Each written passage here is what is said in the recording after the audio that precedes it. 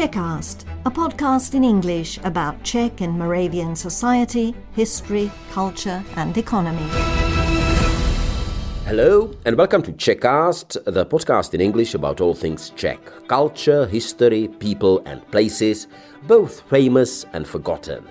In the past few episodes, we've been exploring some very American themes, the challenges Czechs living across the Atlantic face today, but also the hopes they have for the future. We also looked at the sometimes complicated reality that Czech travelers experience when they enter the United States. But now we're right in the middle of summer, and I thought we'd take a breath and slow down a little. I recently visited a place that's about as far as you can get from the bustle of big cities and airports. Holašovice, a tiny South Bohemian village that looks like it was lifted straight out of a fairy tale. And there I had a delightful conversation with one of the locals, Julia Kňažková, who knows this village better than most. Our mayor has this little joke that when first Holašovice were open to tourists, the Asians came and were licking the walls because they didn't believe it was real. It does look a little bit like a gingerbread house in some cases, but no, it's all real. And what's interesting that it was bricked even in 16th century.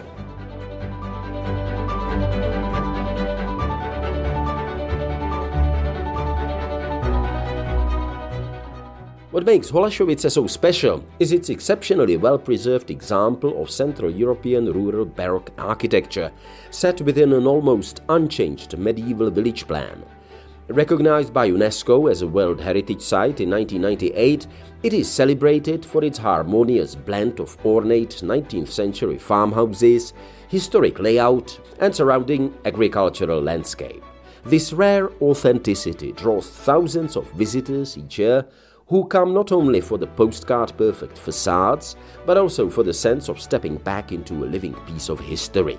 Now, Julia Kňažková also shared one of her favorite stories about how foreign tourists sometimes can't quite believe what they are seeing. Especially foreign tourists were rather unruly, and if they saw open gate, they went in and they were looking for bathrooms and stuff, which was very difficult for the locals to swallow.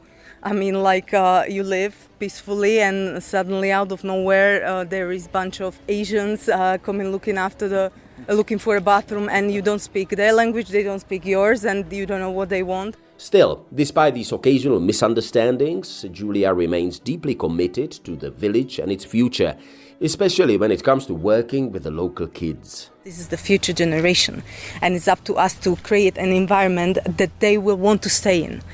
Because it's difficult, like, to even marry into this village. Like often tourists ask me during guided tours if I'm married here, and I say, well, no way, because the youngest bachelor is 70 and I'm single but not desperate.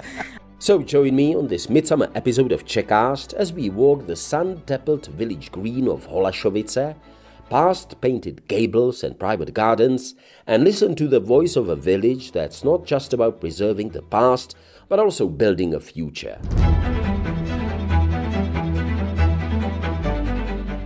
Czechast, a podcast in English about all things Czech. Whether you're an English-speaking expat living in Czechia and Slovakia, or a descendant of the Czechs, Moravians and Slovaks who left for a better life in America, Australia, Britain or Canada so long ago that you don't speak the language of the old country, this podcast in English is for you. Well, my name is Julia, and I'm a tour guide and a information center worker, but I also work as a coordinator, culture coordinator for Holašovice. I've only been here for a year and a half, but I already know what there is to know about the village, so usually people come to me if they want to know, if they want to see the village and get a guided tour. Excellent. And you're from Slovakia originally, as I understand? I'm from Slovakia, So how yes. did you end up here? My family lives in Czechia, so I came here from Ireland, where I lived before, thus the English. And I saw an advertisement for the position of information center worker, and I thought I would like it because I like history, and I worked as a preschool teacher before, so I'm used to working with people and children and whatnot. So I didn't stray too far from my original occupation because I still work with people. If I can, I organize stuff for the kids in here as well, because people don't realize this is a living village, or it's not a museum. Yeah, it's not that museum or preservation. It truly is a village where people live 365 days a year. So there are children here, and last year we had 2 newborns, which I was delighted about because this is a future generation.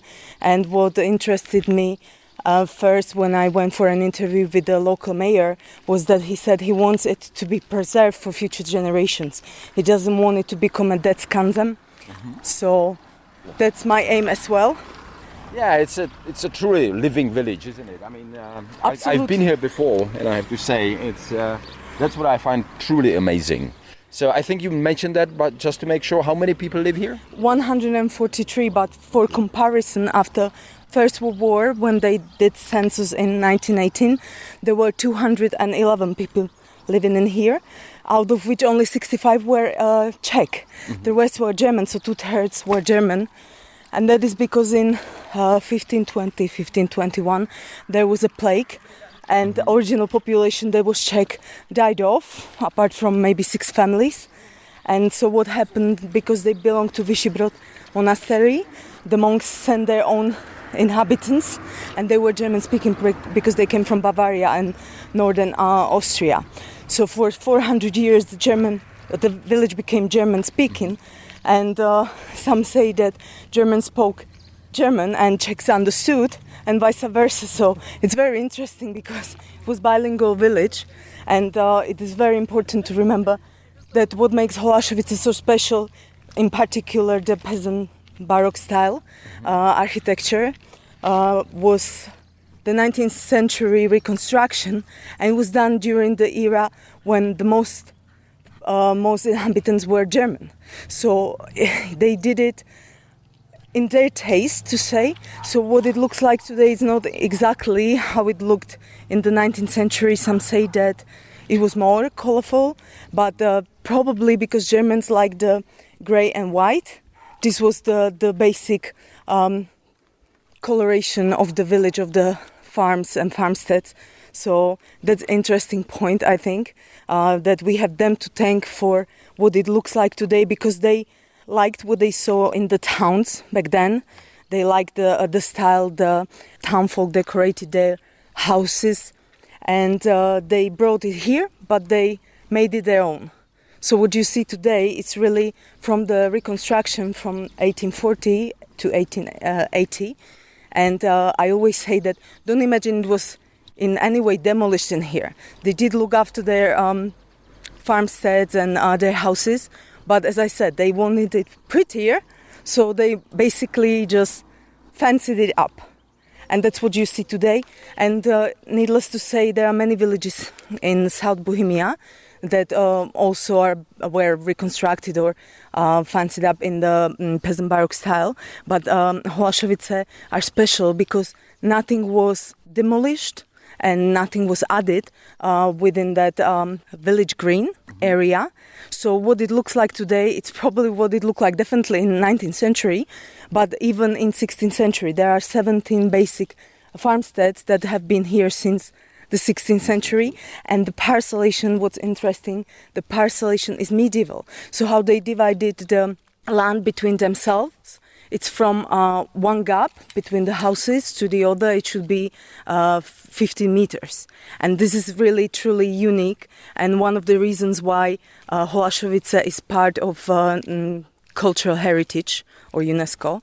And we are very proud of it because another thing is the village green is quite large, or the city or village square, and it's larger than most town squares or city squares in Czechia. So it's 210 meters long and 70 meters wide, And for comparison, Budweis or Budějovice has a square that's 133 times 133, so this is even longer.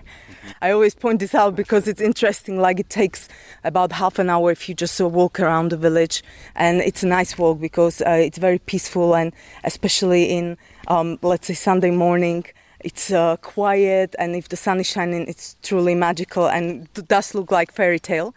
But as I said, these are houses where people live in, so sometimes they come out, sometimes they don't because of the tourists. But we do follow traditions, and so like it is a living village. What do the people do here? I mean, do they travel for work to České Budějovice, or do they have some work around? Well, I hate to say this, but it seems like the population is 60 years plus. Mostly they are retired because, in 1945, after Second World War, most of the original population who were German were deported. So, like, who came afterwards, the Czech people, they stayed, so some of them would be here. I'm not saying from 1945, but their relatives who would be, like, as I said, in their 60s, 70s, and thus they don't work. They obviously are retired, but those who work, they travel for work to Budweis mostly. I have a colleague who lives on number 5, and he is a village employee who looks after the village green, who fixes stuff for us, and who is basically responsible for outdoors because the houses belong to the people. However, the front gardens are village owned, so he has to look after those, and he does a great job. And you are employed by the village too? Yes, I'm a village employee too, but I'm responsible for information center and for, certain things that go around, like what happens here is, let's say, carnival for the kids. I go and take pictures, or like seniors have once a year a trip. We choose where we go, so I help with that, and also we have our own traditions like Masopus or Mardi Gras, and that's where I go with them and take pictures and try to document it. I also write into chronicles because it is important to preserve this for next generations, future generations, so they know what we were doing. Because, for example, Mardi Gras, they only renewed the tradition, I think, 2015. So, like, for recently, years it wasn't done, and now it is. So it's part of the village life. It's part of their culture. We do try to maintain the traditions. For example, once a year there are 2 ponds in here, fish ponds. The larger one is emptied in autumn, and everybody in the village helps. We take carp out. What's not sold, we throw into the smaller pond, and then in March again the smaller pond is emptied. We take carp and put it back into the bigger one. So it's nice pictures the life in the village as it is, because people do come together, even though you won't see them if the village is full of tourists, like the locals stay in. But if there is occasion, they come together, they work together, and it's beautiful to see because even children help with the fish, and it's nice to see these traditions being followed, even the local traditions that you won't find anywhere else. And then maybe in future, if you come in 10, 15 years time, the children of today will be doing the same with their kids. And that's what makes it a living village. If I may ask you about the renovation, obviously it has to be kept, nice. But it's privately owned. So do the people finance it themselves, or do they get some help? They are allowed to ask for donations, or rather grants from European Union.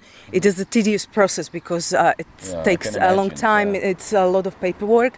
But they do get grants for, let's say, roofs. They all have to be from same material. So all the roofs in the village are done in the same way, and they get, let's say, 70% perhaps. They pay the rest themselves, but this is something that you don't do every year. There are houses that haven't been done in a while, but I think it makes them more realistic. And where we stand now, number 22, it's my favorite because it's the typical example of the farmstead. And what we talk about when we talk about Holašovice, and it's the largest one as well. And this is where you see the kind of square housing where on the left is the house itself. It's obviously most decorated. Then this is the oldest gate in the village. Then there is a barn and what is called granny's flat or vimněnek, and that was used by helping hands. And if they had old parents, that's where they would be housed. But inside is a square yard. And behind it is, we call it behind threshing halls. These were the barns. And after you came out of the barn, there were huge lands where they mostly raised cattle in here. But they managed to grow, let's say, corn, but it wasn't edible by people. It was mostly for the cattle. The cattle. Yeah. So cattle feed. I think. Exactly. So village green is huge, but behind the barns, it's even larger. Now, going back to your question about grants, they cannot build in there. So some have animals that they can cut the grass for, turn it into hay, and that's where the donations or grants come from as well, the money, because it is very difficult to maintain such huge farmsteads, and the problem is that most of them have two numbers. So what we see, number 22 has also the granny's flat, number 39, and there are two families living in there.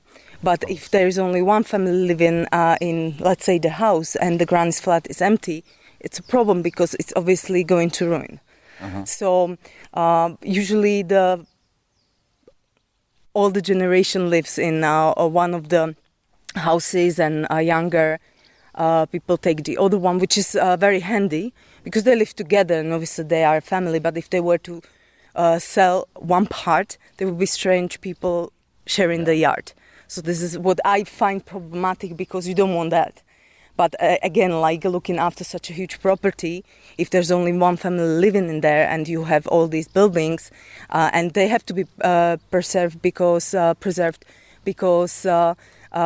of them have, let's say, the way the attics are done, it's special. The timber that was used cannot be touched. The ceilings they did without iron nails or stuff. It has to remain as it is. It's special. So it's regulated. Exactly. Yeah, absolutely. People come and do check. We had them here a few weeks ago, and they were looking at the village if everything is okay, and they basically responsible for the coloration as well. They decide what colors to use. But yeah, the facades the people do themselves. But as I said, it's a difficult process, and I go back to this number 22, and it's the only house in the village that has these 4 pictures of rural life in the facade, and those are original. I mean, from the 19th century. They are actually, the house was reconstruction 19th century. When it comes to this particular house, happened in 1872. The granny's flat 1866, but the horses and oxen that are pictured on the gable are there from 1940s, and I only know this because last year, 30th of June, I met Miss Eibel, who was 12 when her family were deported. So she was from original inhabitants. Her family farmed this land and lived in this farmstead the longest for several centuries, and she told me that her father put up these pictures. They were original white though, and the current owner asked in 90s that he asked academic painter who came and painted them in those colors as you see today. Also in wreath on the gable is date 1943, and The historians wrongly presumed that it was the date from reconstruction, but it is not. I know, thanks to Mrs. Eibel, that was the year her sister was born. So 1943 is not the reconstruction, but the year her father put it there as to commemorate, obviously, when they were leaving in 1945, they didn't know they weren't coming back. Yeah, it's amazing. I mean, each of the buildings obviously has its own history. And what I find really interesting is that even during the era of socialism, of communism, when most villages would have something new built, ugly concrete building from the 1970s, this is completely preserved. Is there an explanation why this particular village, which I don't know whether it was protected under communism as it is now, why it hasn't changed at all? Well, there's a reason for it. First of all, in 50s, not all of the houses were inhabited still. Mm-hmm. Because, as I said, majority of population were of German descent, so they were deported. And that left the village almost empty. There are only maybe 3-4 original families living in here today, or who can trace their ancestry back to, let's say, before Second World War.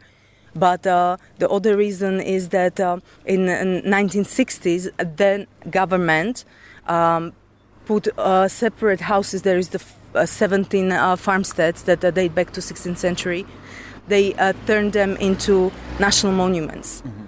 So that already helped. And then in 1995, and again, then government turned it into preservation. So it was protected even before we joined UNESCO or cultural heritage list. But this happened, as I said, in 95 and in 60s. So we only became part of the UNESCO list in 1998. So they knew. I actually worked for UNESCO in Paris in 1998, but I worked in the educational sector, not in the World Heritage sector, because UNESCO is a big organization. And I do remember when it was, kind of proudly pronounced to be a UNESCO World Heritage Site. So that was a big thing. That was before we had so many. Now we have many more. And that's a different story. I just think there are too many of them already. But many more, but not all of them are living like this place. It's all the more daunting to bring in something new because you have to work with so many people. It's not like if it was a castle and you have bailiff and a few guides and you decide on what you want to do. In here, I have to go through so many people if I want to achieve something, but it's all the greater achievement because at the moment we have an exhibition to commemorate 80 years since end of Second World War, and what I have there on display is what the locals lent to me. So I'm very proud of them because they are trying to help with the promotion of the village as obviously living village and a living monument, and they are interested in what I do because obviously it's about them. But as I said, sometimes it's difficult because of the tourists. I say it's difficult to persuade locals that we could do more. Perhaps we do battle with tourists that do not behave as they should, and I would love to do more things for tourists. For example, day of open doors when they could look into some of the farmsteads, because you don't see it, like they are barricaded in, and it's only sometimes when they go out with a car that you see the actual inside of the yard. Otherwise, like the only open farmstead is number 6, where Mr. Hošek has a peasant court museum. But it would be nice to see what else there is, because every house is unique. Even if you look at them, they don't look the same. They might have different barns, they have different decorations, and in some of them there are, rarities that you won't see anywhere else, and it would be nice to show it to the world, but then again, it's difficult because people are worried and afraid what would the tourists behave like, and I understand that.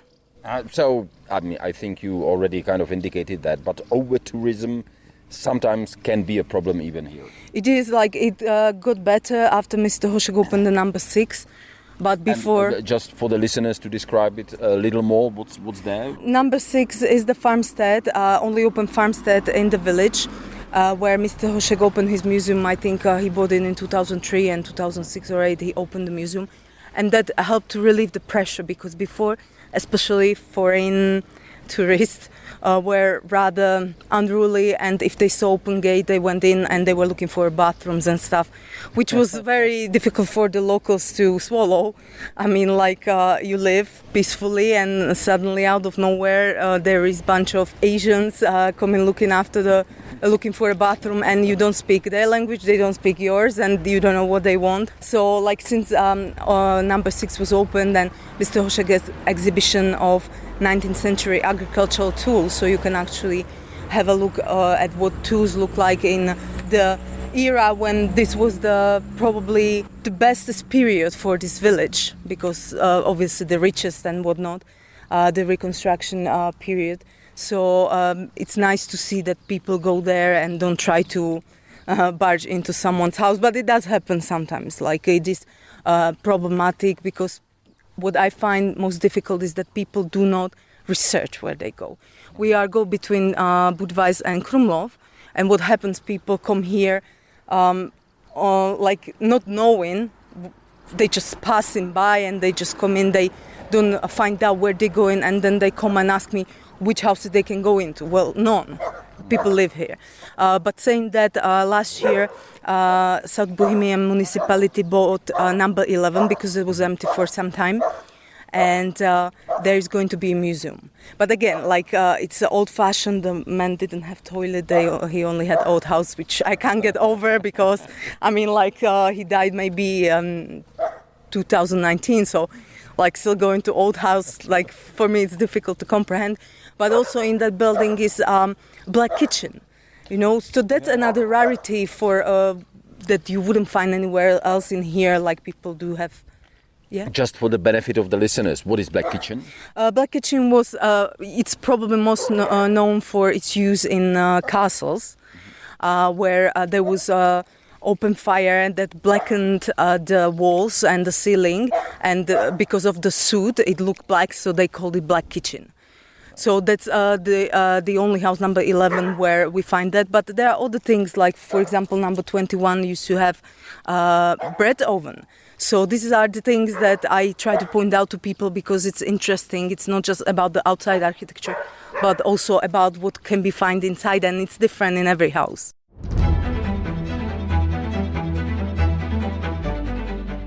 You are listening to Czechast, a podcast in English about all things Czech. I'm Vít Pohanka, your host, and my guest today is Julia Kňažková, a Slovak who found a new home in the beautiful South Bohemian village of Holašovice, a UNESCO World Heritage Site. So I suppose, people don't realize, tourists, if they come, that this is really a living village. So all the houses are privately owned. They think about it as a castle, as something like that, right? Well, they think this is just a backdrop for a movie. Yeah. So they don't believe like there is something beyond the actual gables and facades. It's all bricked, so I don't know how they imagine someone would build this bricked, like a movie set. Movie set, exactly. Our mayor has this little joke that when first Holašovice were open to tourists, the Asians came and were licking the walls because they didn't believe it was real. It does look a little bit like a, gingerbread house in some cases, but no, it's all real. And what's interesting that it was bricked even in 16th century. So that's how long these houses have been standing here, and even before, because the village history spans back or 700 years long or old, and it goes back to first half of 13th century. So it's not just the peasant baroque that's cherry on the top, but there are so many other things like that happened during the 700 years that we know, some we don't know about, but it just makes it all the more interesting. It's definitely a living village because there's a gentleman over there who left a lawnmower going. If we can just move just a little bit here. You mentioned, I mean, the village is, of course, older even than the 16th century, even than what I read somewhere when I was preparing for this trip. Is there some evidence of even Neolithic population Absolutely, here? in this area, Netolice, for example, they had their own people, Netolici or whatever it's called. So, because they're part of the Holašovice. It's beyond the village, or behind the village, but it's part of its culture is Holašovice Stonehenge, or stone circle. That it's newish, but I always say to people, it's not taken out of the context, because behind the stone circle or the Holašovice Stonehenge, there is a forest and there are Celtic burial grounds there.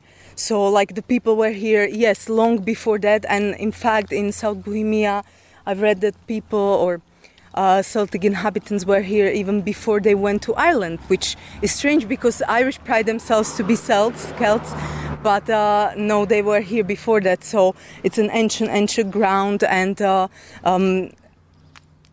what needs to be said that Holašovice were first built in first half of the 13th century, and first documented or written mention is from 1292 when Wenceslaus II gifted Holašovice and 4 other villages to Cistercian monastery in Vyšší Brod. So not all the villages around, albeit very old and have that look of peasant baroque, not all of them can trace the history the way back, so it's interesting as well. Even I think Budva is somewhat younger. Yeah. It's 1265, if I remember correctly. Yeah. And it was founded, and already someone was living here.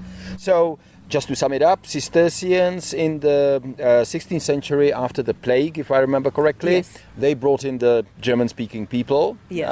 And then, of course, they stayed here until the end of the World War II. Yeah.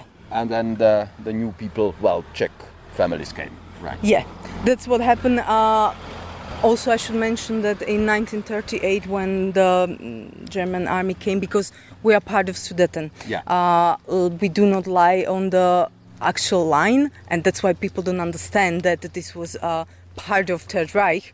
But yes, it was. And what we see on the left is Holašovice Tavern, number 18, and that had an inscription on the top about the windows during World War II. It was a folk border. Well, I don't know the exact word in German. Border or something. Yes, like that. Exactly. So, unfortunately, in 1930 they deported 3 purely Czech families, but then the tide turned, and afterward they obviously deported the Germans. But during Second World War, or after Second World War, before they were fully deported, some of the families were actually incarcerated in Holašovice Tavern. And Eibel family, unfortunately, had to go and work on their own farm, even though new family lived there. So, like, for 4 months they were going 50 meters, and they were working their own. But it wasn't their own anymore. So it's kind of part of the history. It is, as I said, they didn't know they would never come back, so they hid things. Mrs. Eibel said in particular that her mother hid some doilies that she found important for her family, and it was only after Velvet Revolution in 1989 that they came back to have a look. Obviously, there was never a question of them getting it back, but they wanted to see, and some of them actually praised the locals for upkeep and how they kept the farmsteads and even bettered them, because obviously during the Second World War their main interest wasn't to keep up the houses but to survive even in here in borderland. And was interesting that Mrs. Eibel said that they were unlucky because they were the richest family, and they obviously had a lot of cattle, horses, and whatnot. And first, when Germans came, they took the horses. So they really, the family really suffered. But I understand it's part of the history. It's part of the Second World War. That it was bad everywhere. But thankfully, nothing bad happened in here. And our mother village, because Holašovice is not a separate village. We belong to Jankov, and since 1964, and our mayor is from here. Obviously, the PT from here. I mean, from Holašovice. Yes, he. But he's the mayor of Jankov. He's mayor of Jankov Holašovice. That's the actual title. And between Jankov and Holašovice, there was a border. So Jankov was purely Czech, whereas Holašovice were German. And when they were coming from Jankov to here, they were saying they were going to Germany, whereas when they were going there, they were going to Czechia. So there was a border, and unfortunately for some inhabitants from Jankov, their land laid beyond the border, so they had to bribe the border patrol so they would be able to go and work their fields. So it's another interesting thing, I'd say, that people don't know about. I usually say this when I do guided tours, because it makes the village come to life, even in terms of history. Like, it's not just the reconstruction, someone obviously did it, there were reasons why they did it, and if you truly want to understand the magic of this place, you need to know this. Is there perhaps some unique story or some curiosity that I didn't ask about and you like to mention to visitors? Well, I should also mention that for fifth time this year, we'll be lending the village green to South Bohemian Theatre, because they play opera Bartered Bride from Bedřich Smetana. And that also happens on Village Green under the skies, which is brilliant because it's very authentic this way. And it's on the Village Green, so the actors or participants, they are wearing these historical costumes. They are walking around, and you can see like the village was in, let's say, in 19th century when they truly wore folk costumes, and they were going from house to house. They were talking to each other, and this is what they try to evoke probably. And it's a very, very popular event, because they say that if the Bartered Bride, then only in Holašovice, because it really fits in, and people come again from different parts of Czechia, but also from abroad, and they do come for the this performance. It's brilliant, and the way it incorporates the village is that there's a bit, I don't know if I can actually reveal this, but Honzik is jumping out of the window, and that's on number 7. So I had these little girls who came with the father, and I was talking to them, and they said, yeah, we were here for the Bartered Bride opera, and the girls were very small, and they thought that the actor was naked, jumping out of the window. He wasn't. He was wearing some kind of briefs. But I think it's very humorous that this is what they actually remembered. So that's what I always say, because I actually don't remember it. Last year I saw the performance, but I don't remember anyone jumping out of the window. But it must be so. That's another thing that kind of elevates Holašovice, because it's not just you come here, take pictures and leave, but there are things happening, and there is, as I said, the history that if you know, you understand better what we are about.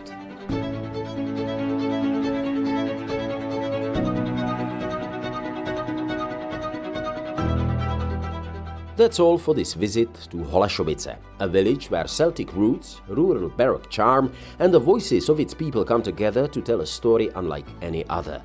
If you'd like to hear more stories like this, follow Czechast, the podcast in English about all things Czech, wherever you get your podcasts. And while you are there, you might also enjoy Prague Off the Beaten Track, our sister podcast exploring the lesser-known corners of the Czech capital. I'm Vít Pohanka. Thank you for listening, and until next time, take care, stay curious, and naslyšenou.